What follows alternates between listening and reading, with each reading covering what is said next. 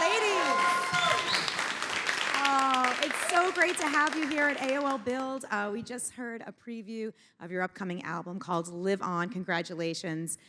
This is just not an ordinary project. There's a lot of special care that went into this project. Can you talk a little bit about what it is for those who don't know? Yes, this project really began, sadly, from the loss of my sister. She died 3 years ago of a brain tumor.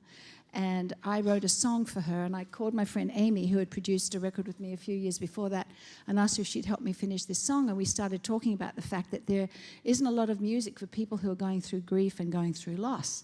And then we thought of our other friend, Beth, who's an amazing songwriter, who wrote a song called Sand and Water when she lost her husband. And we decided that the three of us would write an album for grief and loss and moving through it. And we got together over the course of, a year and wrote this CD. So what is that process like? Are you getting together? Are you sending each other files? Are you getting together in the studio with one another? How did that work for you? We actually got together and met in person and sat, with all the snacks and, girl stuff and pajamas and feet on the coffee table. And it was an incredible bonding experience for all of us. And we shared our stories and songs just happened. Why do you think it is that people don't write and sing about grief?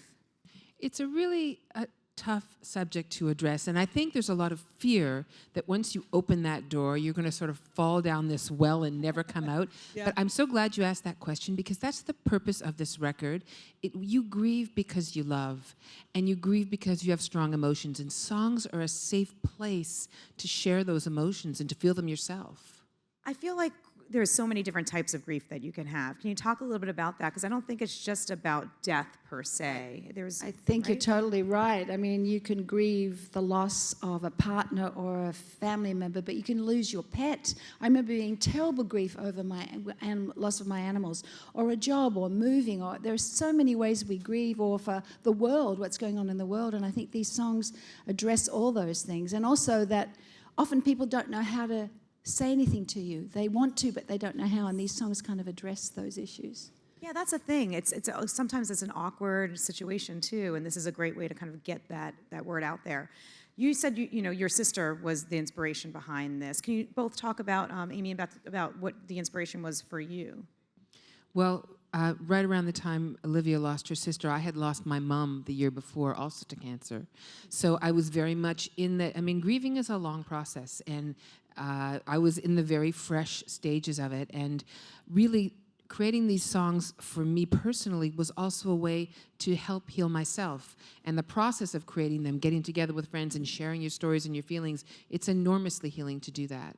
What about you, Beth? And in 1994, I lost my husband to cancer, and my son was about 12 at the time. And then about 6 years later, I wrote a whole album going through all of that, which had the song Sand and Water on it, which we've re-recorded, and I'm so happy with how that came out. And then about 6 years after my husband passed, I got stage 2 breast cancer. And at that time, I literally picked up the phone and called Olivia, who is also a cancer survivor. The thing you crave when you're facing a diagnosis is you want to talk to somebody else who's been through that. So when they called and asked if I would be a part of this project, I was like, I didn't even have to think about it. It was an incredibly magical thing that I knew was going to help us heal through. And, the end result is something that hopefully other people can turn to. And, the songs are like can openers to those emotions that sometimes we just push aside. I remember the year after my husband died, I was so busy, I felt like I was just walking around with this boulder of grief kind of coming along for the ride. And it's one of those things, eventually you get through it, and hopefully these songs will help people to do that. I hope so too. We talk about grief and it's sad and everything, but I feel like there's a hopefulness in the music. Can you talk a little bit about that and how you were able to infuse that into the song? Yes, I'd love to. The song Live On, which is our title song, is inspirational in its moving through and moving forward through grief. And we've really done this for my Cancer and Wellness and Research Centre in Australia that has my name, I'm very proud to say, the Olivia Newton-John Cancer Wellness Research Centre. We now call the ONJ because it's too long. But we're using a mouthful. We're using this to create a global community of sharing stories about grief and loss and moving through. So we have, if you go to onjcancercenter.org and you'd like to share your story or your video, then other people will share their stories, and hopefully people can communicate, because this is that kind of, well, where are we? AOL, right? That's the way we can communicate with each other globally and share our stories of loss and moving forward. And the song is a very hopeful one. You mentioned the breast cancer, and we know that you had battled breast cancer as well. Can you take me back to that time and, how the hardest part for you and what you took away from that? It's funny, when you said that, my mind flashed to, at that time in 1992, it wasn't something that was talked about a lot. So the hardest thing for me was really being confronted with having to talk about it, because the gossip columns were going to come out with all these horrible stories about how I was dying, and I didn't want my friends and family knowing, so I had to talk about it. But it was the best thing that ever happened to me. And it was, excuse me, it opened up doors to speak to other people. And I wrote an album called Gaia going through that breast cancer experience. So sharing was really important, and hearing from other people who'd been through it and were still going. Like, I'm hoping I can help other people that way. So that's a long time for me. So I think that was probably the hardest, was having to talk about my breasts. It seemed so weird at the time. Now it's very normal, but at that time it wasn't, You were Made a lot of inroads. Oh, sorry, you go on. Yeah. I was just going to say you were a pioneer. The hardest part for me was telling my son that his other parent was going to have to go through chemotherapy, and he was going off to college, and by the time he came home for Thanksgiving, I was not going to have any hair. And but in healing through that and me getting well, we both really, it helped us a lot in accepting, the loss of his dad and those things that you can't imagine. When you're grieving, you're also laughing, and you're having to have your tires changed, and all kinds of other things of life just keep on going, So one of the songs I love, you could talk about this song, Stone in My Pocket. I love the idea of that song. The idea of Stone in My Pocket is, we talk about healing from grief, but there's no getting over it. There's learning to live with it. And so Stone in My Pocket addresses the idea that grief is like having a stone in your pocket all the time, but sometimes it's a pebble, sometimes it's a boulder. But that's learning to create a new normal is what we're all hoping to do. I think so many people are experiencing, or have experienced, what all of you ladies have experienced. How therapeutic was this album for each of you? It's amazing. We cried a lot. We laughed a lot. We had so much fun doing it, but it was also incredibly healing. You should tell the story of when we wrote that song, like in an instant we got up from the table and wrote a song. Right, yeah. Tell that one, Amy. Well, okay, this is a good one. So we were at Olivia's ranch. We're having breakfast at the breakfast table. We're like at Olivia Newton-John's house, which we like to say. We were at Olivia Newton-John's house, just saying, okay. So, and we're eating breakfast, and I get an email about a friend of mine who had just found out that she lost her daughter, which, parents losing children, just unimaginable pain. And I turned to Olivia and Beth, I said, what do you say? We're in the middle of writing the CD. What do you say to someone who has had such a catastrophic loss? What is the right thing to say? And we all agreed that the only thing you can say is that my heart goes out to you. And we looked at each other, put down the forks, literally walked over to the piano and started writing the song, My Heart Goes Out to You, which is the song that opens the record. Wow, which I have right here. Yeah. Right here. Yeah. It's out this Friday on digital, and next Friday, physical CD. You can get your own copy. Each of you are so talented in your own right. Can you each talk about your musical influences, starting with you, Olivia? Oh, when I first started, it probably was Joan Baez and Dionne Warwick and Nina Simone, because they were the records that I'd listened to when I was really young. And then, ever since then, there have been so many other people, but they were my young girl influences. What about you? When I was growing up, there's this amazing singer. Her name was Olivia Newton-John. I know. No, you're not that much older than me. Oh, I'm just thank saying God. that, All right.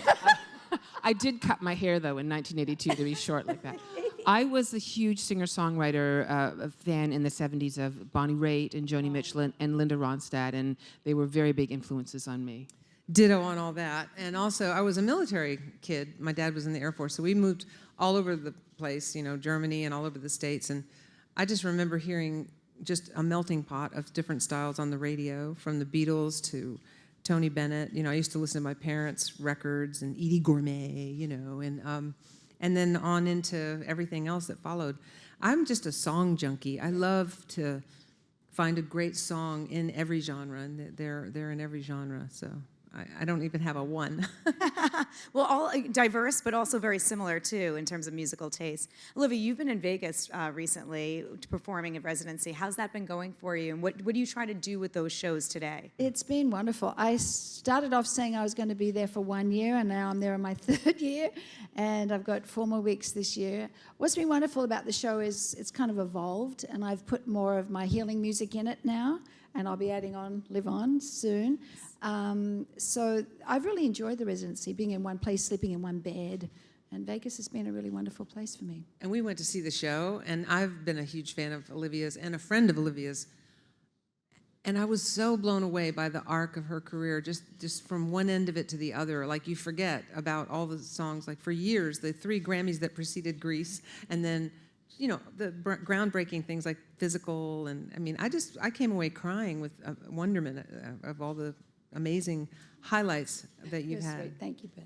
That's really sweet. Well, I think about Physical because I remember listening to that as a kid growing up, and that video just will always be in my mind. Take me back to that time. That video was ranked something like the sexiest video, one of the sexiest videos of all time. I know, that makes me laugh, really, because what happened was when I recorded the song, it was written by Stevie Kipner, who's an Aussie friend of mine, and John Farrow produced it, who's written all my songs, and right after it came out, I kind of had a panic attack that maybe I'd gone too far. And I called my manager. I said, I think I've gone too far. I think we should pull the song. He says, too late. It's like the top 20 or something. Oh, God. You'd think I'd be thrilled. I was freaking out. I said, okay, then we have to do a video to, like, counter-do this. Let's do an exercise video, which, of course, made it even bigger. And then, of course, the director had all these funny twists he put in it. So it's funny. All the things in my career I've been reticent about have been my most successful. Physical and the Grease thing. I was nervous about playing Sandy, so there you go. You got to take risks in life. That's right. That's the lesson I've taken. I love it. Yeah, with Grease, I mean, you were not very well known at that point, and I think it was John Travolta who kind of helped you along, right? And said, I want this woman in this movie, right? He did want me to be in the movie, and Alan Carr, who was the producer, he wanted me to be in it, but I said, well, I can't do an American accent. Okay, we'll make you an Australian. Okay, well, maybe I'm too old. But because I was 29, hello, I'd like to do a screen test with whoever's going to be Danny. So I did the screen test with John, and you know we had good chemistry, and it worked out great. And it was so funny. I think back about these things, it makes me laugh. Well, the movie still lives on. There's generations that Really? are just finding it. I mean, does that surprise you after all these years? It does surprise. I mean, not as much now after, you know, what is it? 30 years, I can't remember when it came out now, 79 or something. But it's been incredible that, you know, when I do my shows, there are little kids who are coming with their grandparents, and they've just discovered the movie. And it's lovely. It's great to know that you've given people pleasure like that, and they love the song. The songs are fantastic. Do you have a favorite from the film that you love to sing? Gosh, I like all of them, but Hopelessly Devoted, I think, it's a classic. It's such John a classic. Farrow again, yeah. And it just made news recently. I think it was like Sarah Michelle Gellar tweeted about some fan theory that Sandy, your character, had been dead the whole time, right? What do you think about it's crazy. What did you think when you heard that? Well, I laughed. I thought it was hilarious. I thought it was also wonderful that people were still talking about it all these years later. And then I thought, well, if that's the case, then we were the first zombie musical. And we look pretty good considering. It's true. But did that ever dawn on you when you were filming? Absolutely not. I mean, that was so far from reality because that's not what it was, but I think it's a hilarious theory. It's hilarious. Now, you're getting inducted into the Songwriters Hall of Fame. which I know, is it's amazing. It's Congratulations. unbelievable. Very excited. And in the same year, Townes Van Zandt is also being inducted, who's like one of the heroes of songwriting. And I'm so honored, and I'm so excited, and Nashville's so excited because Olivia and Amy are going to come and help sing me in and induct me into the Hall of Fame. It's really exciting. Well, you've written so much great music over the years. Did you write This Kiss? I Faith did. Hill, which is like, did you know that was going to be a huge hit? I thought it was a hit, but it still took 1.5 years to get cut. We had to actually move it to guitar, and I wrote that with Annie Roboff and Robin Lerner, and Annie said, we got to move it to guitar, and then within like 20 minutes, Faith cut it. And then when it got all these awards, I had people coming up to me at the awards going, why didn't you pitch that to me? And I was like, we did, for 1 year.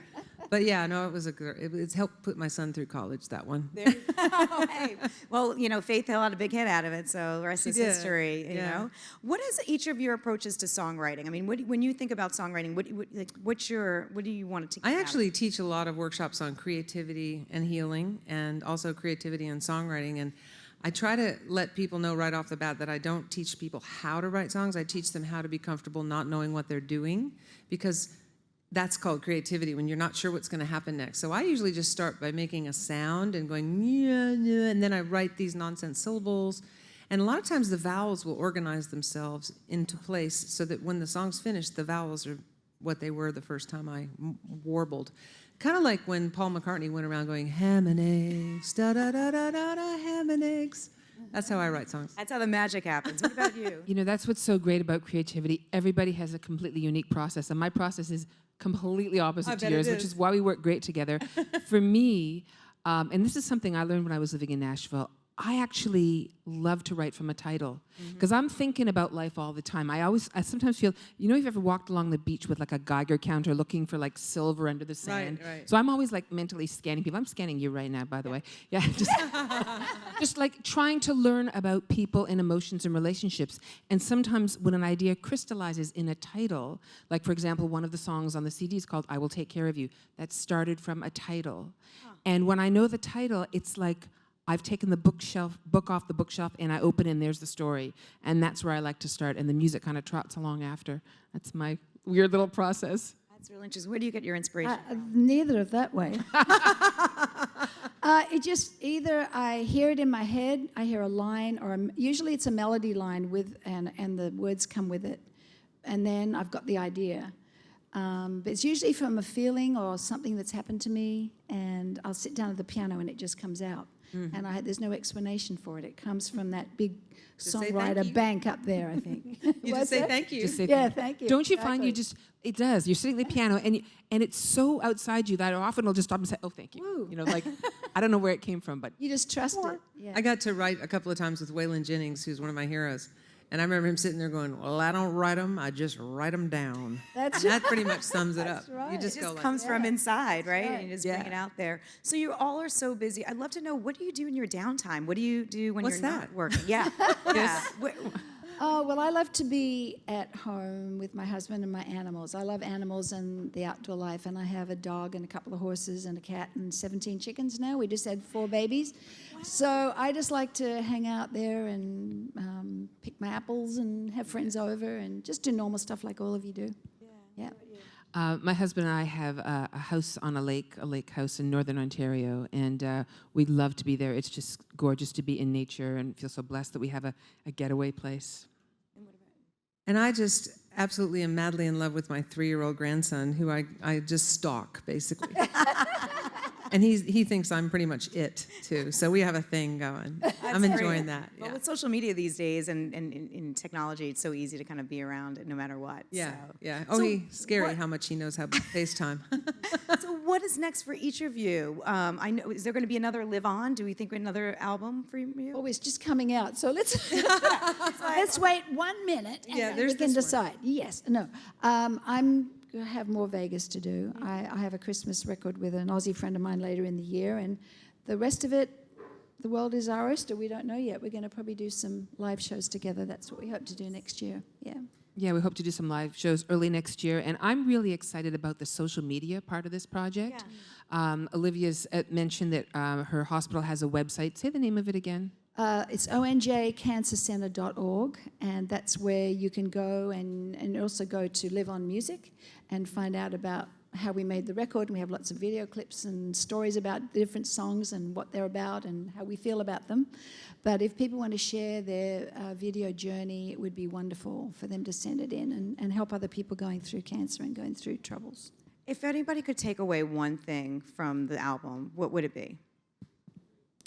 Live on. Yeah. That we can move on. I mean, all of us have gone through terrible, stressful and hurts and losses, and we are all here and we're thriving, and it's always great to see other people who have gone through those things and see them, and you grow from it. And you know, you will always have that stone in your pocket, and you'll always have that sand and water, grain of sand irritating your eyes and making you cry.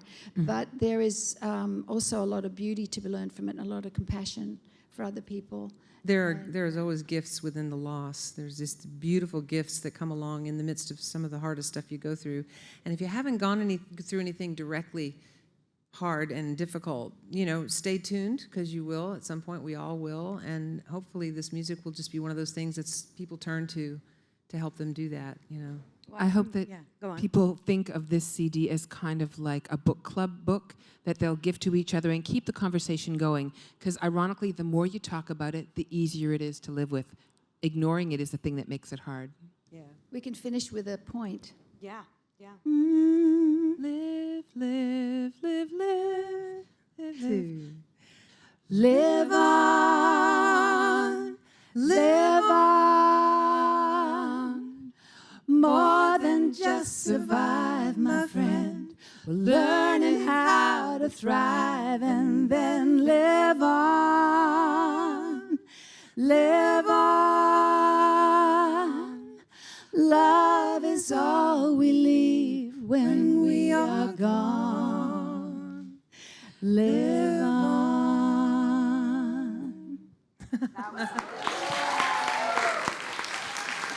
We have a few more minutes. We have a few questions from the crowd here. Sure, yeah. First Hi. of all, let me commend you on this project and say that it is inspiring that you've taken your struggle and made something beautiful out of it to inspire others. Thank you. You're welcome. So, piggybacking on what you said earlier, next year when you ladies all have free time, is there possible Live On tour? Always That's a what we're possibility. hoping. If Yeah. people want to see it, and we get the responses that we're already getting, which have been really touching our hearts. Actually, we would like to do that. Yes. That's great. Hello, ladies. Hi. I Hi. wanted to Hi. know from each of you, were there any musical artists of today that inspire you the same way musical artists did when you were younger? Ooh. Great question. Yes. There's so many. I'm actually, there's a couple of artists, they're not well known, that I've discovered through teaching workshops. And there have been many. There's a young artist named Ruth Trimble and another artist named Eiley Patterson. And you don't know them yet, but stay tuned. Okay, this is going to sound like a shameless plug, but it's true. If you get into my car, I listen to my husband, I was whose gonna name is say- Mark really- Jordan. I was going to say him, Yeah. actually. Oh, He's okay, yeah. amazing. Amy's husband, Mark Jordan, has got an incredible voice, amazing writer. There's so many people, though. I like Tony Bennett, too, and I love Adele and all the contemporary people. There are a lot of songwriters. Of course, I can't think of anyone's name when I'm asked. There are a lot of very, very talented people out there. Great. We have one last question. Hi, ladies. You sound so beautiful, and I can't wait to listen to all of the songs. But I'm a singer, and I was wondering, how do you harmonize so well? And is there any tips that I can learn to do that? Gosh, Listen. I'm going to answer that because I've harmonized, according to my mum and dad, I harmonized from when I was a baby. That was always natural to me, not to sing the melody and to sing a harmony. So I think it's just something that's in my head. I can't answer these two, but we all do it. We can all do it with each other. So I mean, there's just so many great records, the Beach Boys, old hymns.